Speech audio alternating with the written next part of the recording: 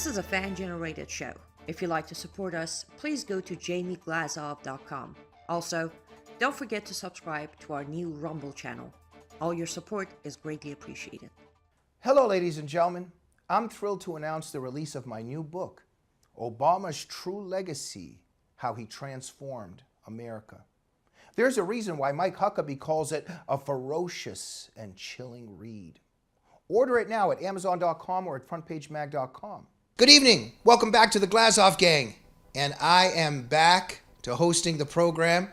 I had to go and hide for a little while, but I want to send out a special thanks to Annie Cyrus, Mike Lauber, Jeff Crouer, and Michael Finch.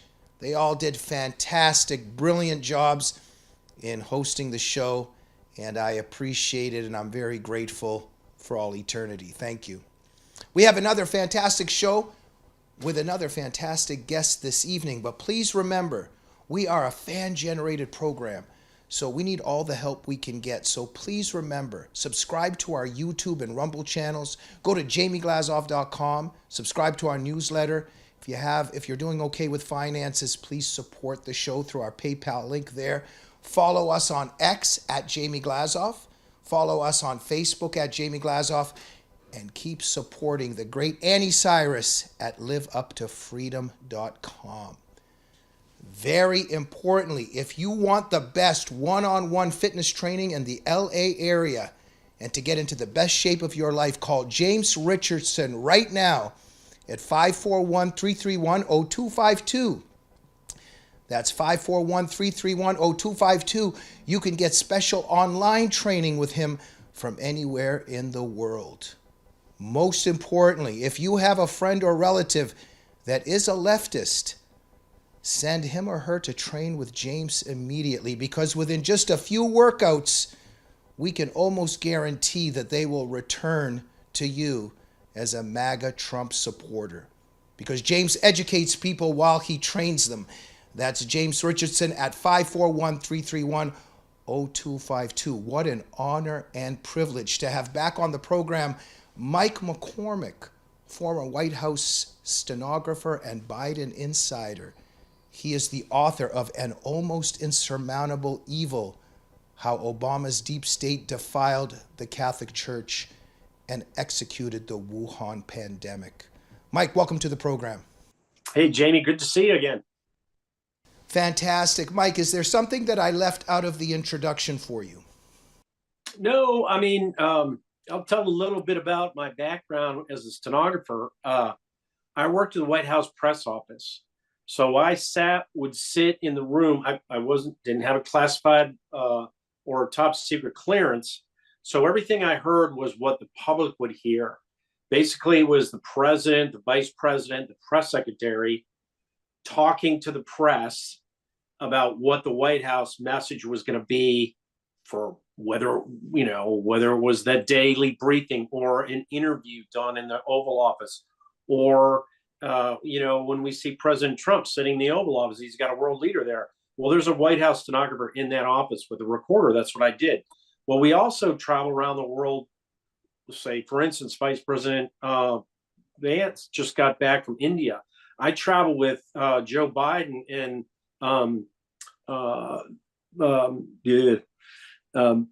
Cheney, Vice President Cheney, around the world. I went to Iraq, Afghanistan, Russia, China with Biden. And so the job meant that we had to be in close quarters while they were making these decisions, but it also meant that we saw how the press treated them. And that's where that's where I really found my voice, is that the press doesn't talk. They're not honest. They haven't talked especially about Trump. So I've been writing these books. In 2021, I got a hold of the Hunter Biden laptop. And that's when I really started to understand how much lying and deceit there was going on in the Biden White House. And that's what led me to write these books. Fantastic. I've been reading your books, Mike. Brilliant, fantastic job on all your work. Thank you. I want to talk about the death of the Pope, yes, in quotation marks, and what we see ahead. But there's so much to talk about, but when I was reading your book, The Insurmountable Evil, you have in there that Biden would refer to Obama quite often as a son of a bitch. Excuse the language. Now, I don't know, Biden's weird in general, so it could be maybe a camaraderie friendly thing, but it's a little bit weird, isn't it? Oh, I really noted it. It wasn't a camaraderie friendly thing. It was you know, Biden, a lot of people look at the Obama Biden relationship and think Obama was the puppet master and Biden was the puppet. I see it as the other way around. Biden had a lot longer career in Washington. He knew where the levers of power were. And all of a sudden in 2004, Barack Obama comes out and makes this big splash at the Democratic National Convention. Biden was very focused on being the next president. He wanted to be the president in 2008. So he lined up, he keep your enemies close, keep your friends close, but keep your enemies closer. He got close with Obama, put him on the Foreign Relations Committee. He was chairman of Foreign Relations. So he and Obama became pretty close. I think he wanted to have Obama be his vice president.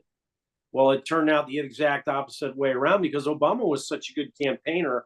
And the Iraq War played such a significant role in the 2008 election. And he had the right pedigree for that. He could come out and say, I never voted for it. Whereas Biden did.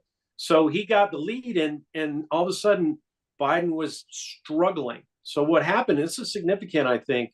What happened was in June of 2008, a guy named Larry Sinclair came to Washington with a really weird story of being a limousine driver from Chicago who picked up Senator Barack Obama when he was a state senator and had gay sex with him and smoked crack with him.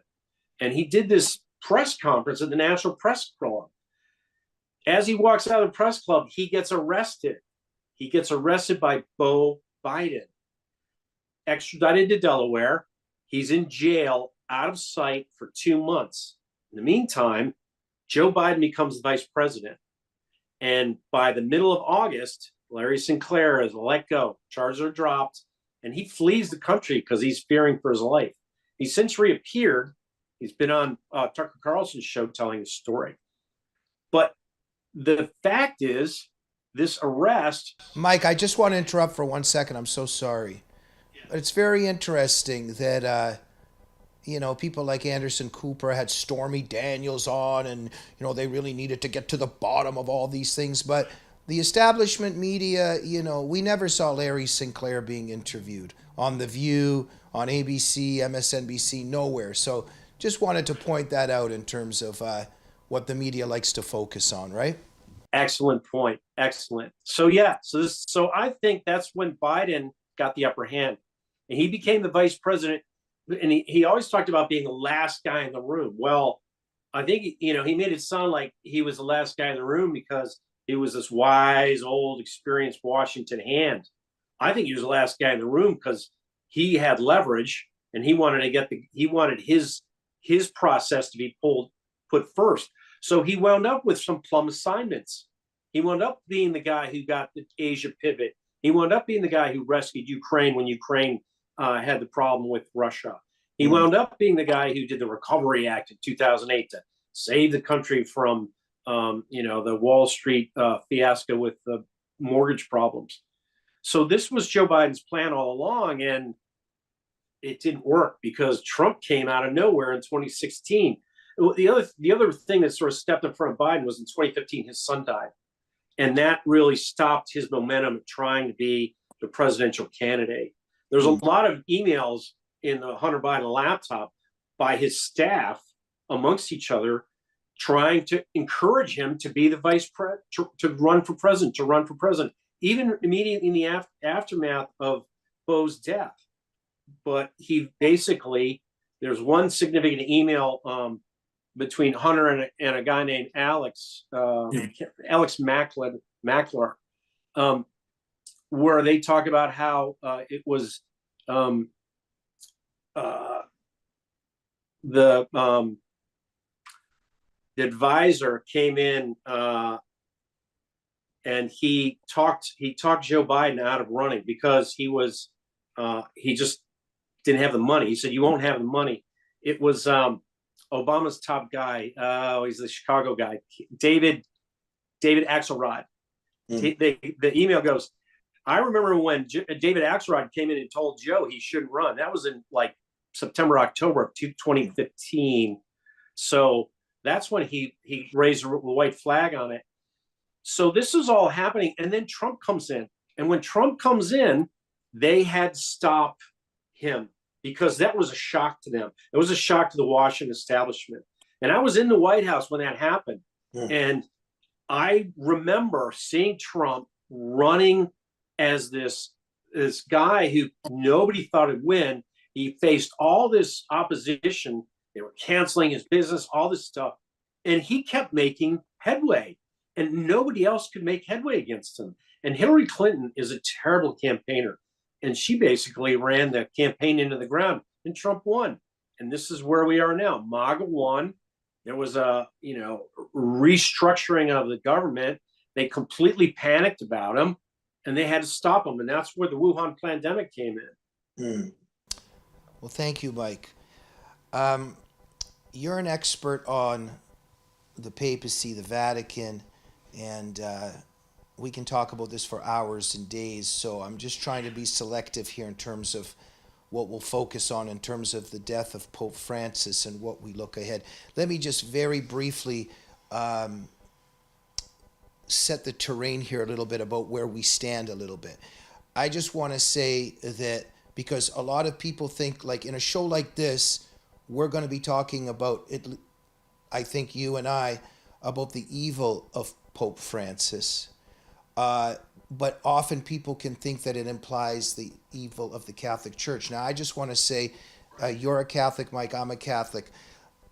Look, and I'm not being judgy here against non-Catholics, anything like that. I'm just making my way through my own faith and all the smoke and mirrors in the world, and we believe in Jesus Christ. As a Catholic, I believe that the Catholic Church is the true church, but it's being infiltrated by the devil who is trying to attack the real church. And so Padre Pio, for instance, prophesied about there being a false church. And there's many prophecies. That wasn't just him. We've got Our Lady of Fatima and the third secret of Fatima. There are some prophecies there that the true church would eventually have to go underground because there would be a great apostasy at some time in the future. Our Lady of La Salette also referred to these things. So these are deep, complicated things, but there's in the prophecies of the church, we know that there will be a time where Rome will quote unquote lose the faith. And Mike, look, I don't know if it's, and Jesus even says in the New Testament, or what became the New Testament, that only the Father knows. So a lot of stuff we don't know. But in terms of what this Pope was doing, I think there's some dark stuff there in terms of the prophecies, right? Because something was really against church teachings here. So I just wanted to say that as we begin, because Archbishop Vigano has been stressing a lot of this stuff. We know that Malachi Martin was making prophecies back in the day. So something was going on with this Pope. Now, you're an expert in having shown in your work that something very strange and fishy, if that's a word I can use, something very weird had happened with Pope Benedict and how he was moved to the side. I don't think that was a real resignation, but you have documented behind the scenes McCarrick and Obama and Biden and the globalists. They did something there to push Benedict out of the way, put in this guy, and what a dark record of Pope Francis. Let me just end my tirade there. Let me hand it over to you. He has died now, but man, he did a lot of damage, not just to the world, But I don't think there was a lot of Catholicism and Christianity going on there, was there? No. So that was really a good lead in. Yes, I'm a Catholic. I pray a rosary every day. One thing I've said this to Archbishop Pagano. I had a back and forth with Archbishop Pagano today. What I told him was I was speaking on another show, and I said, I think when they pick the next pope, a way to determine whether he's a good pope or not would be just ask, will they unexcommunicate Archbishop Pagano? And I DM'd him on X, and he got back to me and said, it's a really nice idea, but it's got to be a political investigation. The actual event that led to the destruction of the church by Pope Francis was political, and the records are in the White House, and that's what I stumbled across.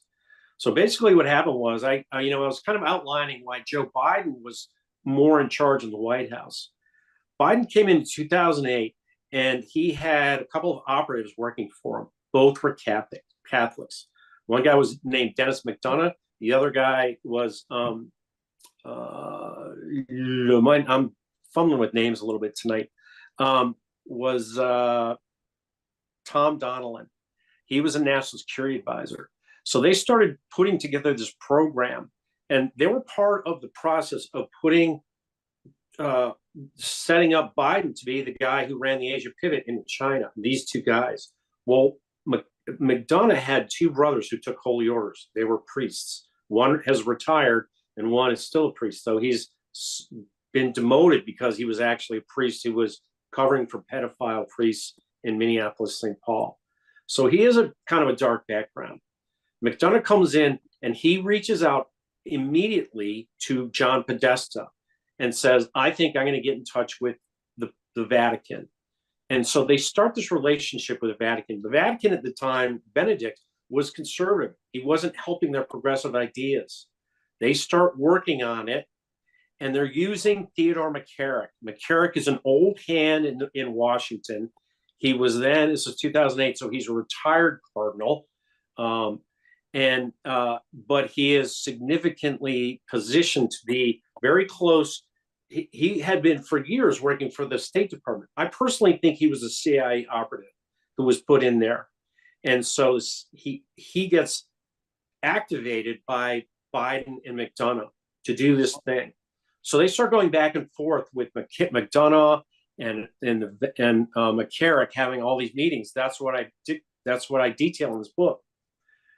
Specifically to Pope Francis and Benedict on September 12th, 2012. So this is the day after Benghazi takes place.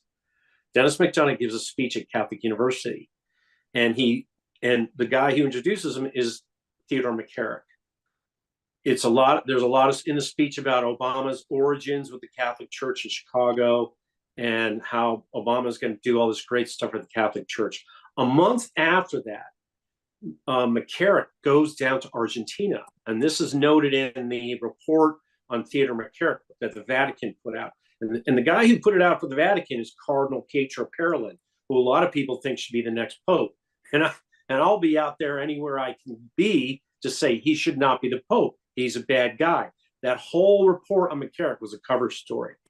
So, but they did have to detail where he traveled. He travels to Argentina in October of 2012.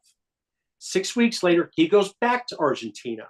And in the McCarrick report, they never talk about who he met with. Did he meet with Bergoglio when he was down there? Was he getting Bergoglio ready for what was coming? Because 6 weeks after he comes back from that trip in Argentina in December of 2012, Pope Benedict retires in the middle of February in 2013. And McCarrick is there in Rome. And McCarrick starts influencing people in the Curia, in the media, to think about Bergoglio as the next pope. And we all know what happened. So I think McCarrick was the instrument, and he has a background, and I think, and I write a lot about this in my Substack. The Substack is called Midnight in the Laptop of Good and Evil. He has a background that goes back to St. Gallen, Switzerland in the 40s and 50s, where he was working for the Vatican. This is according to James Grine, who had a family association with St. Colin. He was working for the Vatican to disperse people who were fleeing the war in Europe around the world. This is basically the Nazi rat lines. And there is evidence in the JFK, the recent release of the files, that the Rome bureau chief, a guy named James Angleton, was working with the Vatican closely. He worked with, in the late 40s, he testified to it in front of the Senate. He worked with the Vatican Secretary of State, a guy named Montini. Montini became Pope Paul VI. And Pope Paul VI was a guy who promoted McCarrick up the ranks. So this is all connected back into the CIA. That's the evil that's in the church. That's the evil. It's whether it's CIA or it's Nazi, it's in there. Well, Vigano talks about, there's not just a deep state, there's also a deep church. Right. And, when you were documenting McCarrick, and, we can research him and all these sexual assaults is maybe one way to describe it. I got a little bit of a Jeffrey Epstein feel there, because Epstein's engaged in all these sex assaults, and nothing keeps happening to the guy for a very long time.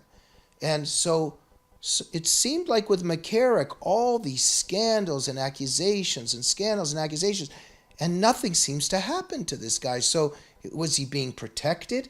And then you document as well that I think it was Vigano or perhaps someone else and other people, they were telling Pope Francis about McCarrick, and he just has this expressionless look on his face and doesn't do anything about what he's being told, right? Something was going on there. Well, that's right. And Pope John Paul II was a guy who was told, don't promote McCarrick to be the Bishop of Washington. This is around 2000. But he did it anyway. McCarrick had done really good work for him in Poland and in Russia. So McCarrick had a pretty good connection with Pope John Paul II. And Pope John Paul II, he had some CIA activities to help him clean out Poland, clean the communists out of Poland. So there is a connection there, and McCarrick is part of it. But suddenly McCarrick gets activated to work with the Obama version of the CIA, which is the deep state, which is very progressive. And they bring in Bergoglio. And Bergoglio, they go too far. They did stuff with human trafficking. They did stuff to betray the Chinese Catholics. And they worked specifically, almost directly. Actually, they did work directly with Obama to promote the Iran nuclear deal into the Arab world and with the Israelis. Well, Mike, thank you. I just want to also say this here, that we know what Benedict believed.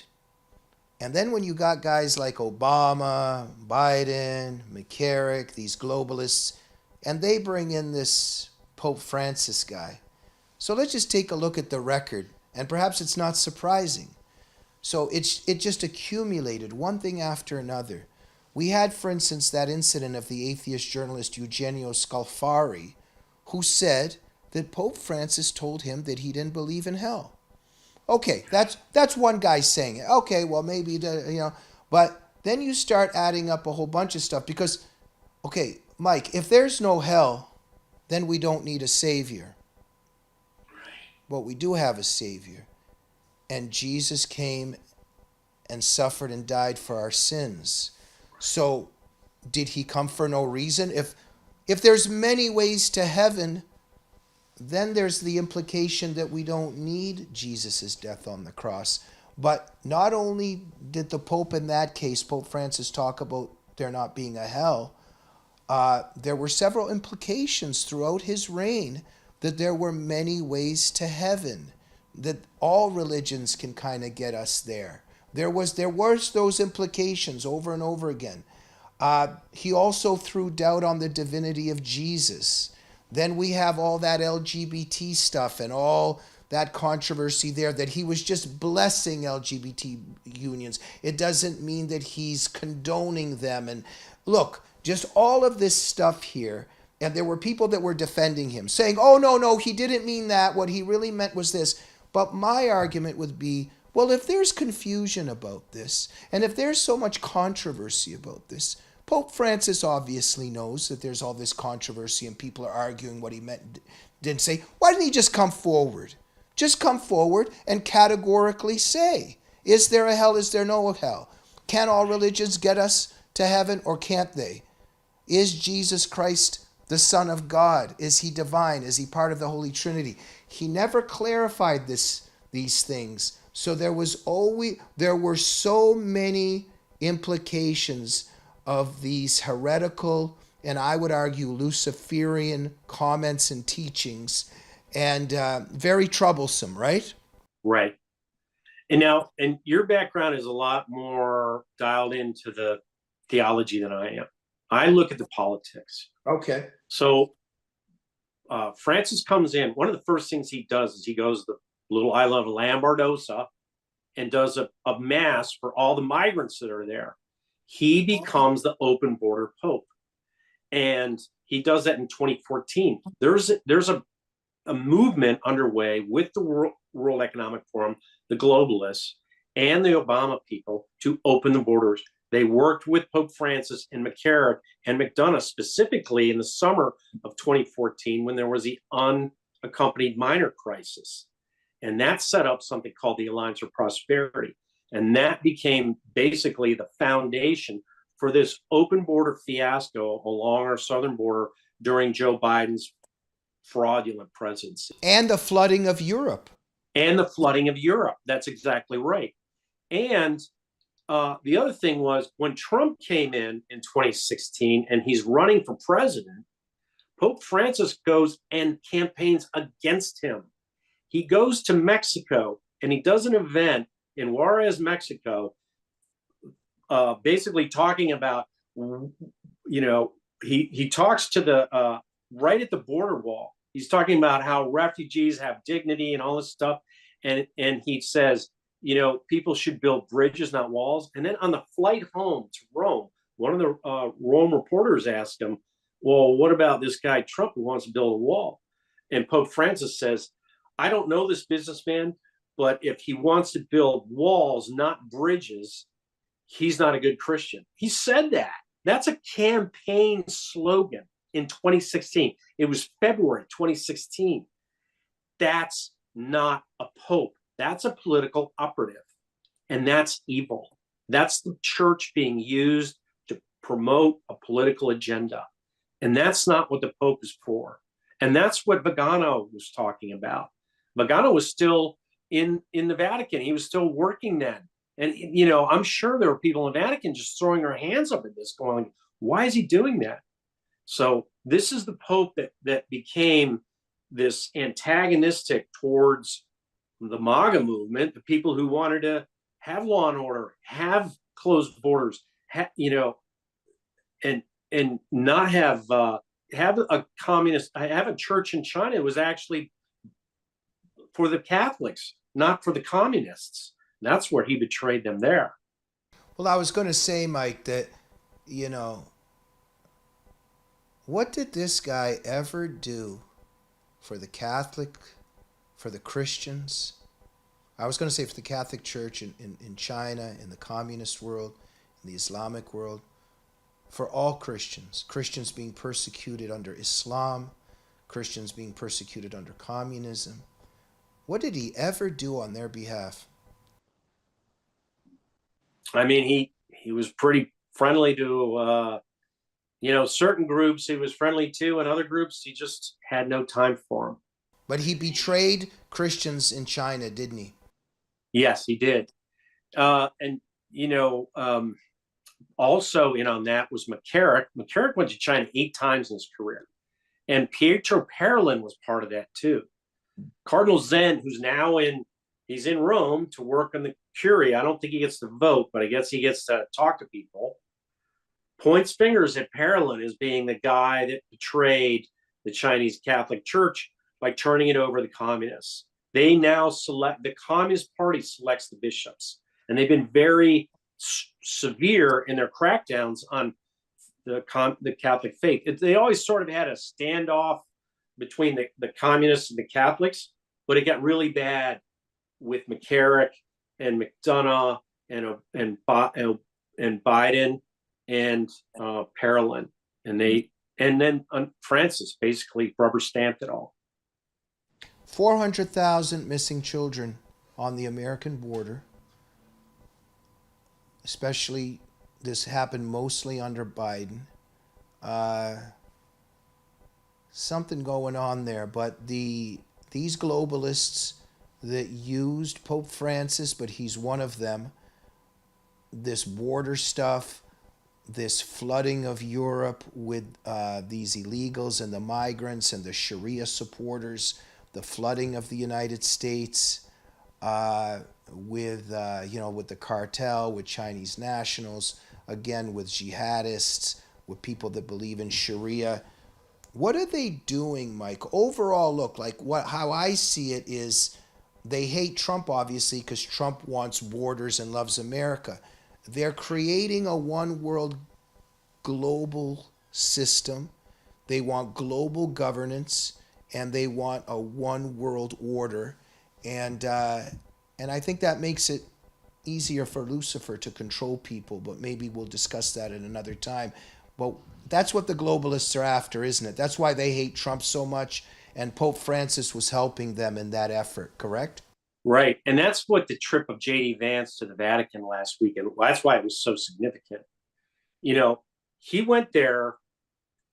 So a vice president, having worked in the White House, a vice presidential trip takes about a month. At the least amount of time you can spend planning a vice presidential trip is about a month. So from a month back from Easter is when Pope Francis was in the hospital. And yet the behind the scenes, the White House is saying, J.D. Vance is going to be there on Easter. That's a big holiday for them. And they're sending a White House principal to talk to them. They are basically taking over the Vatican messaging for the weekend. A month out, Pope Francis gets better. And what happens? McCarrick gets killed. He dies. He just dies and passes away out there in Missouri. And then they cut off all funding to the U.S. Conference of Catholic Bishops.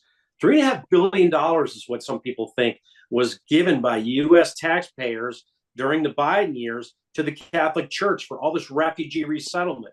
That all gets cut off.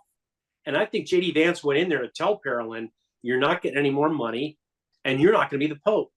And what happens when he leaves? Pope Francis dies, like within hours. I don't think it was because of the Vice President Vance visit, but I think the stress and the strain is what brought the end. And my explanation for it is God's will be done. God's will be done. So now it's a week later. This hasn't. You think the Lord took out these two bad guys at roughly the same time, right? Yeah, the Lord did, or somebody working on behalf of somebody else did, with the Lord knowing about it. I don't know. And I'm sorry to change subjects too quickly, but do you think the Lord also protected Trump during that assassination attempt? Absolutely. And if you look at what Trump did on Easter, I've been to White House Easter egg rolls for years. That's the first time a president came out and spoke emphatically about Jesus from the Truman balcony to the public.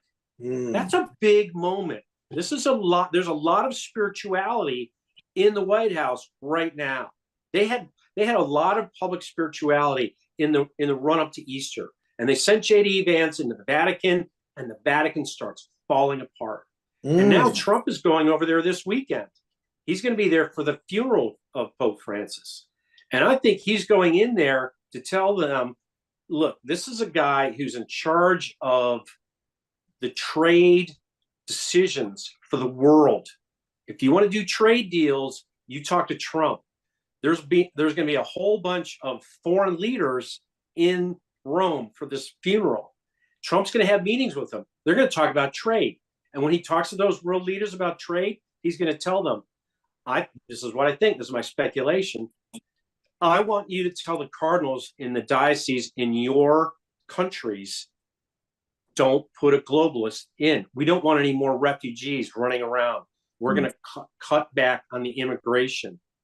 And so I think he's going to manage the curia through his appearance there. And the world leaders that he talks to are going to manage how this outcome happens. You know, he's going to talk to Prime Minister Meloni of Italy. They have a lot of sway into the Vatican. So there's a lot of push that's coming out of this trip. Trump is showing up. I mean, Meloni came to the White House on Friday, and then she met on Thursday, and then she met with Vance in Rome on Friday. That's unheard of. I mean, I've worked in the White House for a long time. You never see a world leader come to the White House and meet the president in the Oval Office, and the next day the vice president goes to her country and she meets him there too. That's a very suddenly odd shift of time. It's, to me, it says they set up the JD Vance trip. They made it sure it was going to happen, and then she decided, hey, I want to come to Washington. And Trump said, yeah, sure, come. So there's a lot going on between the U.S. and Italy and the Vatican right now. And this is all eyes on who the next pope is. Fascinating. Well, I think that J.D. Vance, I know J.D. Vance is a Catholic, but I was going to say, I think a little bit, in my view, when he showed up there, because of so much of the demonic presence going on there, it was almost a little bit like the sprinkling of holy water, and something had happened there. I am honored and privileged to have such wonderful conversations with stand-up guys like Mike McCormick, only because of our sponsors. So we're going to take a quick sponsor break. Hello, everyone. I'm excited to announce the next generation of energy drinks, Rev 7. It has no sugar and no caffeine. Instead, Rev 7 uses Go BHB. Go BHB is one of the body's primary ketones, and it provides the most efficient and clean fuel that your body needs. It also helps you stay energized all day with no crashes. Not only that, it produces 3 times more brain energy than sugar, which helps boost your memory, focus, and mental sharpness. It also helps reduce stress and helps balance your mood. Rev 7 does all that while being the best tasting energy drink ever. So go to mypillow.com or call the number on your screen. Use your promo code to save 20% today. I'm so sure you're going to love Rev 7. For a limited time, you get our introductory 3-pack absolutely free. I drink Rev 7 every day and I absolutely love it, and so will you. And that's right. Make sure to go to mypillow.com or mystore.com and use promo code GG21. You can get a discount of up to 60% off all the amazing products. And you're going to be helping out the great Mike Lindell as well as the Glazov Gang. And if you like one-of-a-kind handmade art, make sure to go to lutfstudio.com and purchase resin art pieces made by the one and only, our producer, the great and wonderful Annie Cyrus. Use promo code Glazov to get special discounts. You're going to be helping out the Glazov Gang as well as Annie Cyrus and her battle for freedom worldwide. We are back with Mike McCormick. Mike, you got a MyPillow? I do, actually. I love my MyPillow. And what do you got? The pillows? The pillows doing a good job?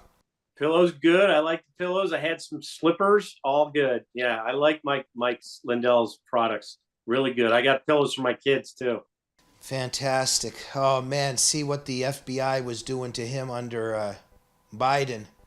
And let's hope that with Trump we can find out why Lindell was being persecuted like that, and that can all stop, and that the perpetrators can be punished.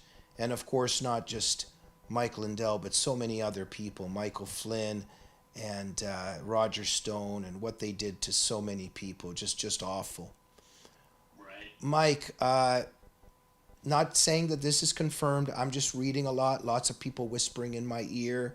I'm following a lot of the Catholic truth tellers, and there's a few sources that are saying that Pope Francis refused the sacraments before dying. Not confirmed, but I wouldn't be surprised. Something very dark there. There's also a lot of talk of how the Freemasons were infiltrating the Vatican all these years. Are you an expert on that or have some knowledge on that? I mean, Vigano talks a lot about this. Yeah. I only know what Archbishop Vigano talks about. Yeah, I don't know much about. I mean, so. I also apologize. I say Vigano, others say Vigano. Is there one really correct way? Should I change my pronunciation? I say Vigano, and okay. I think that's how people that know him say it. Vigano. Okay. Yeah. Okay. Fine. Yeah, I think that Freemason thing goes back. If you look at the way the Vatican is set up, so we're Catholics. I love the Catholic Mass. I love listening to the first reading, the second reading, and the gospel. And it just really every day is sort of, there's more wisdom in there. And it builds a relationship between me and God.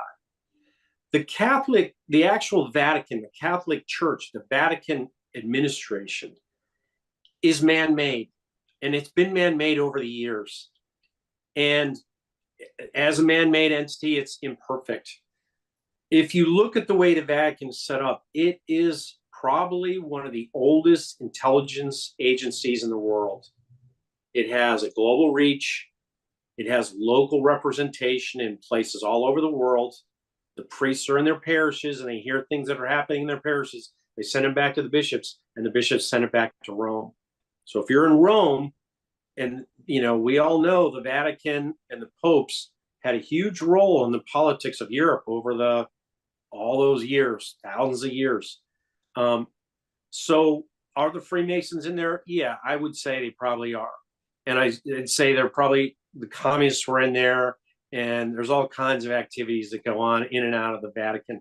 If you look at World War II, the Vatican was in Italy, which was run by a fascist government, and yet they had cardinals and bishops who were in Germany who were administering to Nazis that were worshiping in Catholic churches, while they had British and American bishops who were ministering to Americans and English people who were worshiping the Catholic Church. So the Catholic Church is over all governments. And so you really have to think of it as something that is durable. It's there to promote the work of the church and help people around the world, but it's also easily infiltrated and used by political entities. And I mean, that's what Archbishop Vigano says. And that's frankly what I write about in my book, because that's what happened. They used, and I would say it was the CIA. They went dark after World War II and they did a lot of work, specifically James Angleton. That's what he admitted to. So that's, whether it's Freemasons or I don't know if Freemasons have an association with CIA or not. We may yet find that out. What I've said for a while now is, and this is what Archbishop Vigano said, there needs to be an investigation of the Vatican and what the CIA did into it right around Pope Francis's election and Pope Benedict's resignation. He may have very well be just a false pope. Many people believe he wasn't even a real pope, that Benedict was the real pope, but he got threatened somehow, or just there was a coup pushed to the side, that Pope Francis really was just some kind of imposter anti-pope, arguably, right? I call him an illegitimate pope in my book. He's an illegitimate pope to me. Yeah. I don't have any problem saying that. One of the things I told Archbishop Vigano was, when you speak the truth is the word of God. The truth is God's word. And when you speak the truth, you're speaking for God. You're speaking God's word. So God's on your side. And all I'm doing in this book is telling the truth. These are facts that I found in White House visitor logs. There were meetings between Archbishop or Cardinal McCarrick and Dennis McDonough that previewed activities by McCarrick and Pope Francis. They made themselves political entities.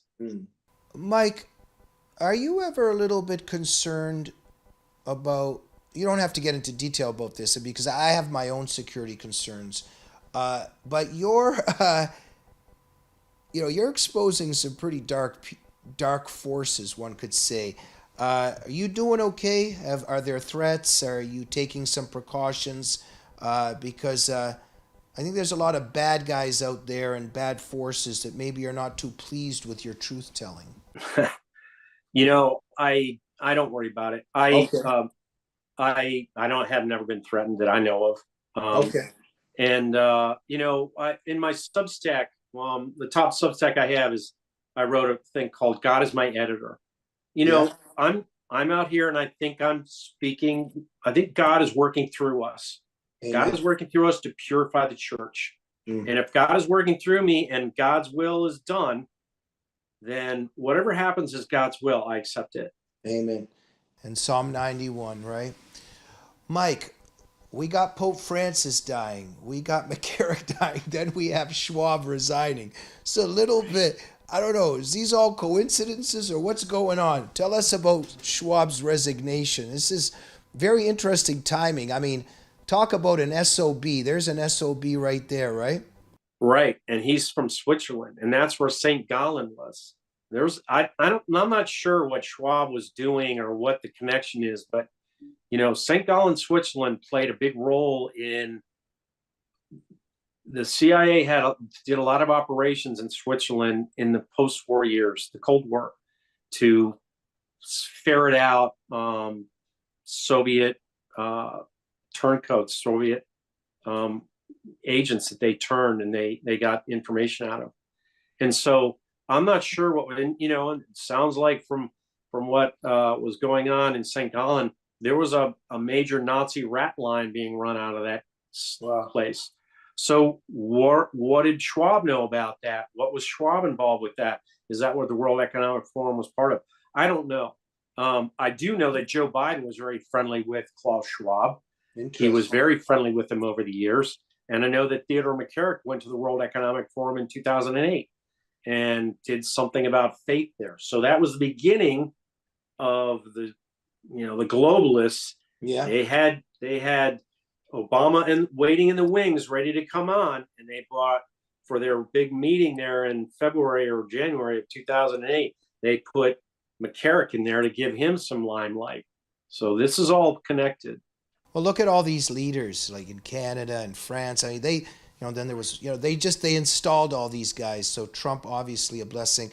Mike, we got to go, but just very briefly, let's put the flashlight on, or not the flashlight, the headlights on, because some people are worried about a Francis 2.0. Now, there's this one guy, Cardinal Pietro Peter, quote unquote, Parolin, if I'm pronouncing it right. And some people saying this guy might come into power. I'm also always thinking a little bit about St. Malachi's prophecies. Notre Dame has said something about Peter the Roman, which is a little bit creepy in this context. But who knows if we take that all so seriously, but we keep an eye on it. But tell us a little bit about this guy, and if not about this guy, just in general, with the headlights on, looking into the future, what are we seeing here in terms of them meeting and what might happen? I don't think Pietro Parolin will be the Pope. I think if Trump goes there and has meetings with world leaders, one of the world leaders he's going to have a meeting with is Viktor Orban of Hungary. Hungary has a long tradition of standing up to the immigration policies, the open border policies that have decimated Europe. Orban has a strong conservative way of doing business that Trump admires. And there's a cardinal from Budapest named Peter. I don't remember his last name, but he's in the running too. I think he may be a guy to keep an eye on. If Trump goes there and is able to work effectively to influence world leaders, to influence the curate, they've cut the money off to the church. The U.S. has cut their money off. That's what J.D. Vance went and told him. Now Trump goes in there and says, look, you guys can do trade with us. We're going to give you good deals on trades. But part of it is your guys have to put a good guy in for the Pope.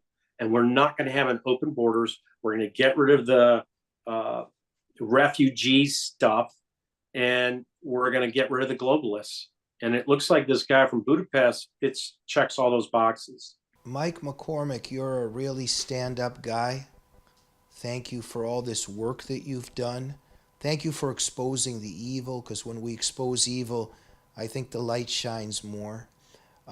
Just in under a minute, why don't you give a couple final words of wisdom and let our audience know, if they don't know already, where to find you and how to support you and follow you. Well, I write my Substack, Midnight and a Laptop of Good and Evil. And I've never seen such a spiritual movement in the White House in 20 years. It is really something special. And so there's a lot to be excited about and a lot to be confident about. You can find me in my Substack, Midnight and the Laptop of Good and Evil. I'm on X at Joe Unauthorized, and my book, An Almost Insurmountable Evil, How Obama's Deep State Defiled the Catholic Church and Executed the Wuhan Pandemic, is on, you can buy it off Amazon. And people are getting it. They're really liking it. Wow. Mike, what an honor to have you on the show. Thank you for being on the front lines of fighting for freedom, exposing the dark forces, and doing, in my view, the Lord's work. It's an honor to have you on the show, and I hope also I'm accurate in saying in having you as a new friend. Thank you. Yeah, and thanks for reading my book, Jamie. I appreciate that. It was fantastic. You know, before we go, just very quickly, I was a little bit touched because you're a fair guy, and you said some nice words about Michelle Obama. You said that she had some grace and that she was overall a nice person. That was interesting. Yeah, she's a good person, and she, it was a political marriage. There's a lot of that in Washington, and I think she's glad. She would never go back into the White House. She doesn't want to be in politics anymore. Well, you were very fair, and I noted that. And thanks for joining the Glazov Gang this evening. We hope you'll be back soon, okay, Mike? Keep up the great work. Sounds great, Jamie. Look forward to it. Fantastic. Ladies and gentlemen, thanks for watching the Glazov Gang this evening. Get Mike McCormick's book, An Almost Insurmountable Evil. It's a must-read. We'll see you soon. Good night.